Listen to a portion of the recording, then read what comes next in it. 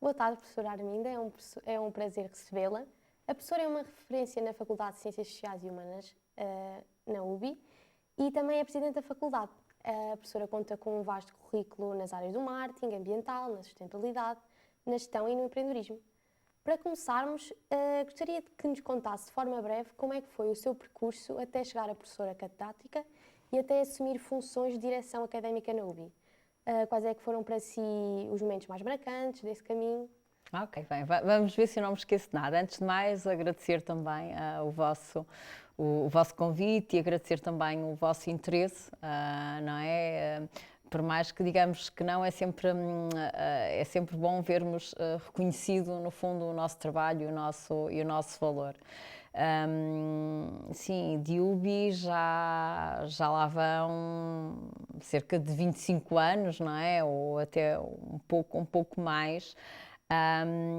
E o meu percurso é um percurso um pouco, digamos, feito de casos e também, obviamente, de esforço, de trabalho, mas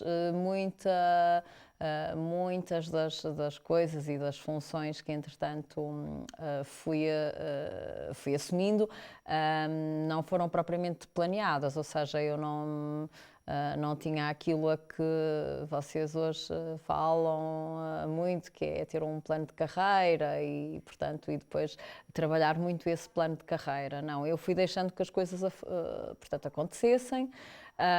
E, portanto, acho que até foi um percurso muito natural, as oportunidades foram aparecendo, eu fui agarrando, mesmo a nível da investigação, que, pronto, eu também reconheço que seja um ponto forte do meu currículo. Eu sempre fiz aquilo que gostava de fazer e investiguei aquilo que gostava de investigar e felizmente tive a sorte de estar integrada em boas equipas e de também trabalhar em temas que acabavam por estar muito dentro das tendências, não é? Como falou agora, a questão da sustentabilidade. Pronto, foi mesmo na faculdade, comecei a trabalhar essas áreas muito cedo. E, portanto, as coisas foram acontecendo e o reconhecimento depois acabou por vir. Em relação à docência, sim, também foi um percurso que fui delineando também na altura com as minhas chefias e, portanto, também tive a sorte de ter sempre a responsabilidade de cadeiras e de áreas que eu gosto muito, não é? Como referiu agora o marketing. Depois, em relação aos cargos, e foi algo que eu também referi agora, porque também me candidatei novamente ao segundo mandato, portanto, da faculdade.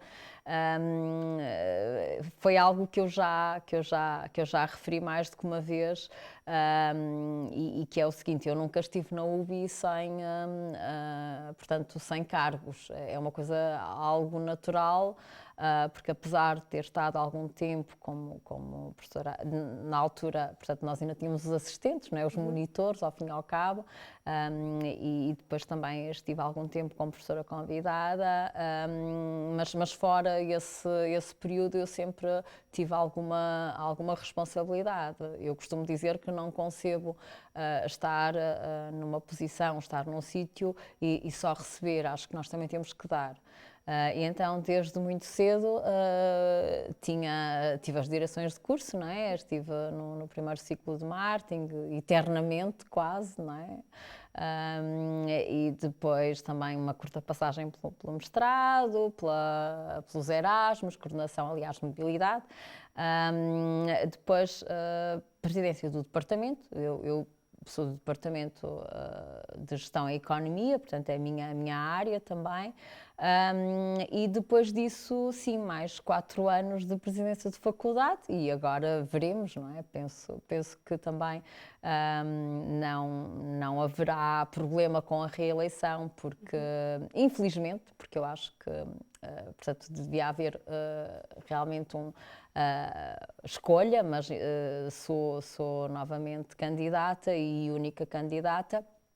E, portanto, creio que vou ter mais 4 anos pela frente, mas mesmo com a presidência da faculdade tenho uma série de responsabilidades e de cargos inerentes, não é? Porque nós, quando assumimos um cargo, pensamos que é linear, mas não é. Depois há uma série de tarefas e de responsabilidades que também temos por inerência, não é? Ter assento no Senado, ter assento no Conselho Disciplinar, portanto, na avaliação dos funcionários, e até mesmo como professor catedrático também temos uma série de responsabilidades, por exemplo, na área dos concursos.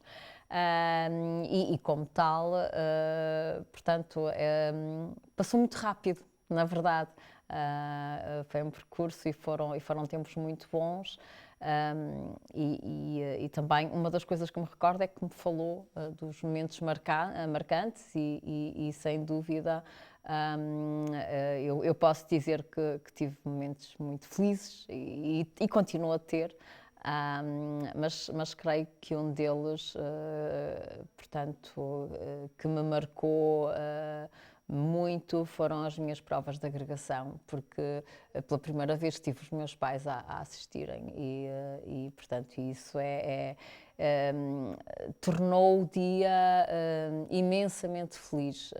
Portanto, a família e os amigos, não é? E o reconhecimento por pares do percurso, porque nas provas de agregação nós somos avaliados exatamente pela nossa componente científica e pedagógica e, portanto, quando nos avaliam e nós sentimos que passamos no teste, é um sentimento muito, muito positivo.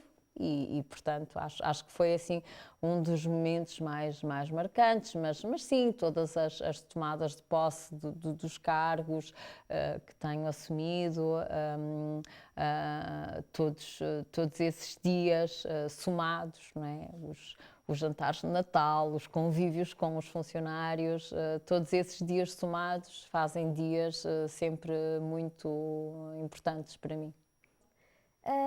Vamos avançar para a segunda pergunta. O seu percurso está muito ligado, como já disse, às áreas da gestão e da economia e gostava de perceber o que é que a motivou a seguir essas áreas, mais especificamente a dedicar-se a temas como a sustentabilidade, o comportamento ambiental e o empreendedorismo.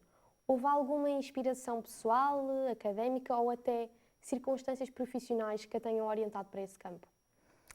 Muito bem.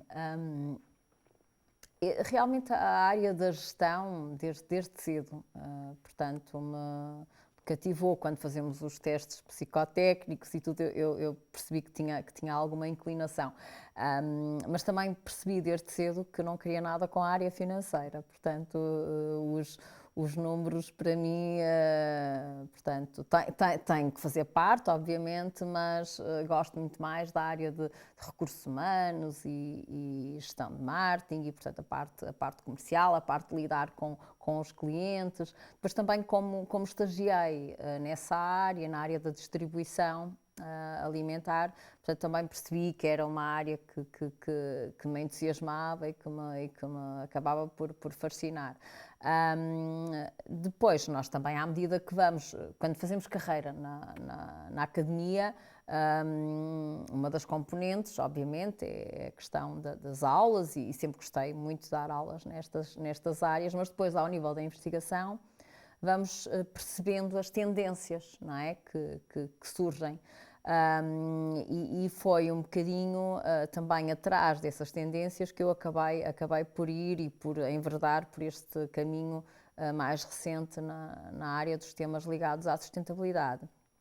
A questão do comportamento do consumidor consciente, ambientalmente, aliás, consciente, já vem da minha tese de doutoramento, que foi em 2005, e até confesso que foi mesmo por uma questão muito pragmática. Portanto, na altura não havia quase investigação nenhuma na área e eu pensei, porque como queria fazer o doutoramento enquanto estava a lecionar, seria muito complicado ir para um tema em que já existisse muito material, em que eu tivesse que fazer muita pesquisa. Eu acabei por ir para um tema novo, tive alguma dificuldade, porque não encontrei material suficiente, mas por outro lado, portanto, facilitou-me bastante a vida porque consegui inovar na altura. Hoje em dia não é um tema nada inovador, não é? Mas na altura consegui inovar e consegui fazer um trabalho, portanto, bastante conciso, creio eu, e então foi um pouco por aí que foi. A questão do empreendedorismo também tem a ver com os meus grupos de trabalho, as pessoas com quem eu trabalho, mesmo no departamento, que são muito também dessa área e também me levaram um bocadinho para esses caminhos, e eu também é uma área que gosto bastante, mas vem muito por força dos projetos, ou seja, os projetos europeus que tenho coordenado têm sido muito direcionados para a questão do empreendedorismo, para as competências empreendedoras e, portanto, mesmo que não quisesse, acabava por ser também uma das minhas áreas, precisamente por essa via. E se tivesse de escolher um projeto que considera particularmente mais marcante, qual é que destacaria? Bem, eu tenho ao longo destes anos trabalhado em projetos muito interessantes. Neste momento estou com um projeto que se designa de Health to Innovation, que é um projeto, se calhar posso dizer que é o mais marcante no sentido da responsabilidade. É o projeto que até hoje, portanto, angariou mais fundos. Foi um projeto muito difícil de aprovar, portanto, já tinha sido tentado anteriormente. Portanto, é um projeto de grande dimensão, portanto, com 14 parceiros em 9 países. E tem outra particularidade, é que sou a coordenadora global do projeto e, portanto, pode não ser exatamente o tema que mais me fascina, mas é sem dúvida o projeto mais desafiante que tenho e que, portanto, ainda não está fechado, obviamente. E é aquele que envolve mais responsabilidades também. E qual é que é a importância destes projetos e se já há resultados concretos a ser vistos? Estes projetos, os anteriores e este, bem, têm uma função também, digamos, relacionada com a própria investigação, ou seja, nós, à medida que trabalhamos nestes projetos, também podemos ir utilizando os dados para produzir investigação. Portanto, e nesse aspecto também acaba por ser uma mais-valia. Os projetos também têm uma função social. Uma função social porque permitem, portanto, nós podemos, com a verba que é injetada, e normalmente estes projetos que eu tenho trabalhado são mais financiados pela União Europeia, mas podemos injetar também esses valores na própria economia local, ou seja, nós podemos usar essas verbas para dinamizar atividades com os agentes locais, podemos comprar aos agentes locais, podemos empregar bolseiros durante 2, 3 anos com um rendimento, uma bolsa que lhes permite estudar, por exemplo, fazer o seu doutoramento e ao mesmo tempo trabalhar no projeto. Portanto, em termos de mais-valias, acabam por ser muito interessantes. E a maior parte deles também acaba por ir ao encontro daquilo que já vem sendo investigado sobre os impactos do empreendedorismo, sobre as competências empreendedoras mais relevantes e, portanto, nesse sentido, portanto, acabam por ser muito positivos. Para além de que levar a Universidade da Beira Interior mais longe e sermos conhecidos porque trabalhamos bem e somos convidados a estar nesses projetos, acho que também é um reconhecimento, não é? da própria universidade, à própria universidade e também às próprias pessoas que estão envolvidas e que estão a coordenar as equipas.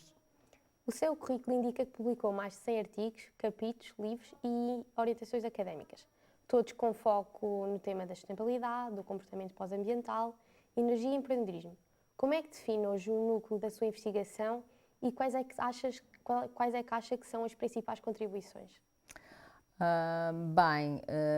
Eu trabalhei muito e a verdade continuo a trabalhar, se calhar em escala mais reduzida, porque tenho outras responsabilidades, mas trabalhei muito no comportamento do consumidor. O comportamento do consumidor acaba por ser, digamos, um dos temas centrais na minha área de investigação e interessa-me particularmente perceber as atitudes, os comportamentos, o impacto que as escolhas também pessoais têm, as razões, o porquê do consumidor ter determinados comportamentos.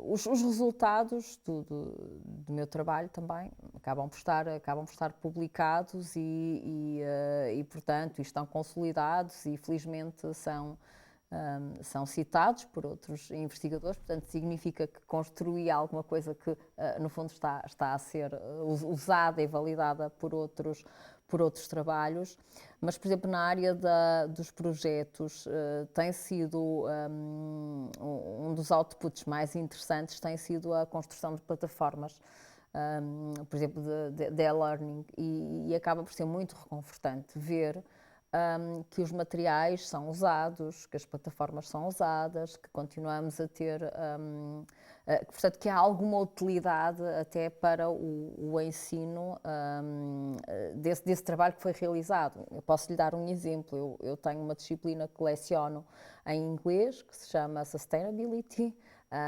é muito direcionada também para alunos estrangeiros. E todos os anos nós usamos uma plataforma que foi criada no âmbito de um projeto de empreendedorismo relacionado com negócios da economia circular, e os alunos gostam imenso de utilizar a plataforma, portanto têm que subscrever a plataforma, acabam por utilizar os materiais, fazem inclusive o curso e, portanto, apesar dos conteúdos estarem incluídos nessa disciplina, os alunos, por sua própria iniciativa, acabam por utilizar esses materiais e, portanto, isso também é um resultado do nosso trabalho, do meu e do trabalho das pessoas que trabalharam nesse projeto. E nesse sentido, portanto, ver alguém a utilizar o nosso trabalho para aprender mais, acho que também é um resultado que me deixa bastante feliz com isso. Na sua opinião, que papel pode ou deve a academia exercer no contexto de transição para uma economia mais sustentável, especialmente aqui na região da Beira Interior? Bem, eu teria muita coisa para dizer em relação a isso, nomeadamente eu gostaria muito e ficaria muito feliz se nós tivéssemos condições para sermos considerados um campus verde, não é? O Green Campus, que é uma coisa que, portanto, em algumas universidades, por exemplo, estou-me a recordar no Reino Unido, já há imensas universidades a ostentar, digamos, essa designação. Em boa verdade, a UBI também já implementa algumas práticas, porque nós também não podemos pensar que portanto, a sustentabilidade só respeita ao ambiente, não. Portanto, a sustentabilidade é um conceito multidisciplinar que tem muito a ver com a dimensão económica e social, mas também social. E nesse sentido, portanto, a universidade trabalha a sua componente social, a sua componente de integração, a sua componente também de sustentabilidade financeira, ao poder, digamos que, alimentar um conjunto de empresas, um conjunto de serviços, um conjunto de pessoas, de funcionários. Portanto, não é à toa que é um dos maiores empregadores da Cova da Beira. Claro que depois a parte ambiental é provavelmente aquela dimensão que tem mais visibilidade, no sentido de, ok, o que é que nós estamos a fazer? Se estamos a aproveitar as águas, se estamos a usar painéis fotovoltaicos, se estamos a poupar energia, portanto, todas essas questões também são tidas em conta. Mas sim, gostaria muito que pudéssemos ter, digamos, mais recursos também financeiros, mas também mais recursos humanos a trabalhar nessas áreas, porque obviamente que eu sei que tem sido feito um esforço muito grande por parte da reitoria, mas também sei que os recursos para trabalhar essas áreas também são escassos, enquanto que, se calhar, nestes exemplos que estava a dar, não é, de alguns green campus, portanto, fora do país, há equipas, há gabinetes inteiros dedicados a essa área. As mudanças no mercado de trabalho são constantes. Enquanto presidente da Faculdade de Ciências Sociais e Humanas, como é que a faculdade derruba as barreiras académicas tradicionais para que os alunos sejam protagonistas no futuro? A nossa preocupação acaba por ser uma preocupação muito imediata, no sentido em que nós, o que desejamos, não é? Penso que qualquer professor e qualquer pessoa que tenha um cargo de dirigente, portanto, aquilo que nós realmente desejamos é que os nossos alunos tenham emprego, não é? Porque eles andam connosco, passam connosco 3 anos, 4 anos, 5 anos, a preparar-se para depois serem largados, não é, no mercado de trabalho. E, portanto, o nosso objetivo de muito curto prazo é que eles sejam bem integrados no mercado de trabalho e que consigam um trabalho que dignifique, ao fim e ao cabo, o esforço que fizeram durante esse período. Felizmente temos muitos exemplos de alumni conhecidos, reconhecidos, que de vez em quando também convidamos, porque são pessoas que têm realmente algum protagonismo na sociedade, quer seja na vida empresarial, quer seja até mesmo na vida diplomática, porque depois também temos a componente de relações internacionais, portanto, na faculdade. Agora, aquilo que nós eventualmente fazemos e podemos fazer é trabalhar muito em articulação com o próprio gabinete de empreendedorismo e saídas profissionais, trabalhamos muito perto com o GESPA, portanto apoiamos todas as iniciativas relacionadas com mercado de trabalho, feira de emprego, etc. E depois temos um papel muito ativo junto das empresas, por exemplo, e outras organizações, no que respeita aos estágios, não é? Muitos dos nossos cursos têm a componente de estágio, por exemplo, gestão, o próprio marketing, depois também nos próprios segundos ciclos permitimos que uma das componentes, portanto, se os alunos preferirem não fazer dissertação ou até mesmo projeto, podem fazer o relatório de estágio, portanto, podem fazer um estágio e depois fazer um relatório ao nível do mestrado. E depois outra das coisas que nós também tentamos fazer é puxar as empresas para o nosso lado. Por exemplo, no Conselho Consultivo temos empresas e outras organizações que também depois nos contactam para conseguirem alguns alunos para trabalhar, para estagiar, o que quer que seja. E curiosamente o facto de nós sermos pequenos, não é? Sermos uma universidade, portanto, de pequena dimensão, também permite um conhecimento maior do próprio tecido empresarial, que muitas das vezes aquilo que faz é contacta-nos diretamente, telefonam aos diretores de curso, aos presidentes de departamento, de faculdade, e portanto e dizem, olha, eu preciso de um aluno, alguém para estagiar, um estudante, alguém com este perfil, com aquele perfil.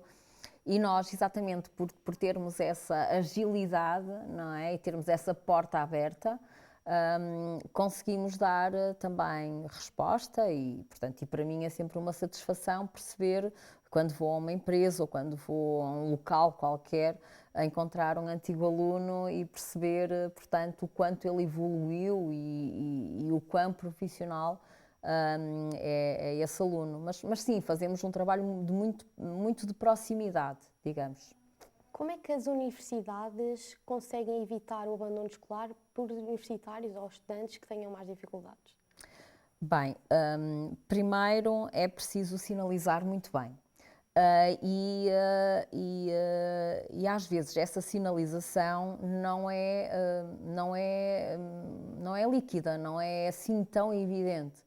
Por isso é que também, muitas das vezes, nós tentamos e recorremos à própria vice-reitoria que está relacionada com a ação social e responsabilidade social, mas também aos núcleos, à própria associação, aos diretores de curso, porque aquilo que nós, obviamente que cada faculdade terá a sua política, mas nós quando detectamos algum caso grave, e eu não diria já de abandono, eu diria inclusive mesmo de necessidade. Portanto, nós atuamos logo. Portanto, se for preciso, fazemos uma coisa muito de carolice, no sentido de ajudar, eventualmente até com vestuário, com bens alimentares, com empréstimo de algum material, aquilo que for necessário. Portanto, digamos, numa ação muito imediata, logo, para resolver. Depois, obviamente, contactamos os serviços sociais para ver se há alguma solução para ajudar aquela pessoa. E depois tentamos encaminhar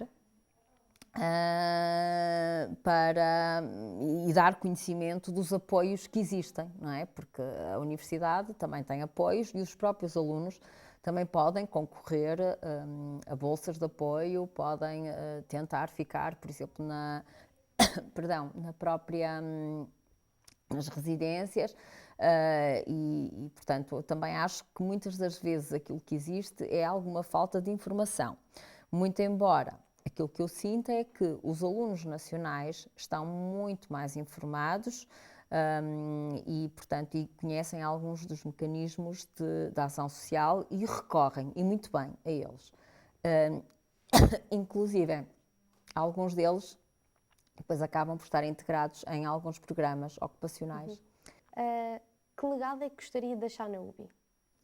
Bem, eu gostaria de ser vista como alguém, e agora estou a falar mesmo da posição de presidente de faculdade, alguém que privilegia as pessoas e os relacionamentos entre as pessoas. Aliás, foi algo do qual eu me bati há 4 anos atrás e agora continuo a bater na mesma tecla, até porque, passado este tempo, eu também chego à conclusão que aquilo que é mais difícil é motivar e é lidar com as pessoas. Portanto, continua a ser um desafio.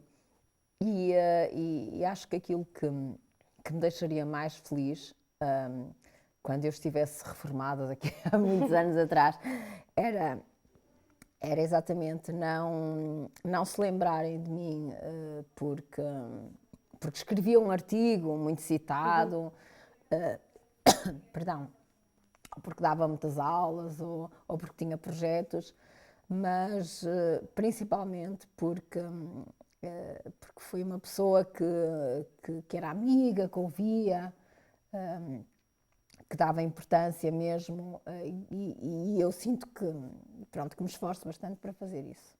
Para terminarmos, gostava de olhar consigo para o futuro.